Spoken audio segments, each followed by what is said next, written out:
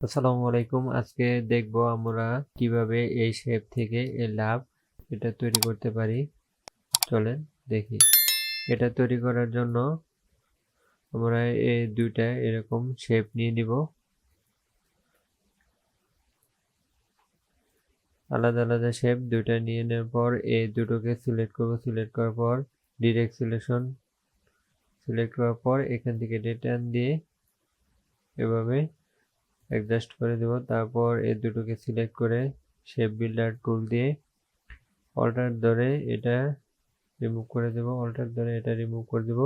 দেন এই দুইটা কেটে দেব। তারপর দেখেন লাভ তৈরি হয়ে গেছে। তারপর এটা সিলেক্ট করে যাব ইফেক্ট।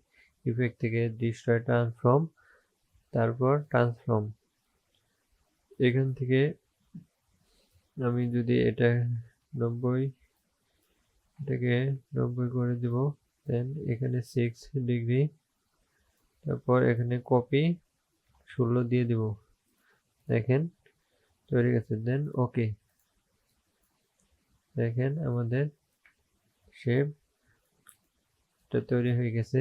তারপর এখন আমি এটাকে যদি শ্যাডো দিয়ে দিতে চাই, যাব ইফেক্ট থেকে স্টাইলিস্ট ড্রপ শ্যাডো, তারপর এগুলো রেখে ওকে দিয়ে দেবো। দেখেন আমাদের শ্যাডো তৈরি হয়ে গেল।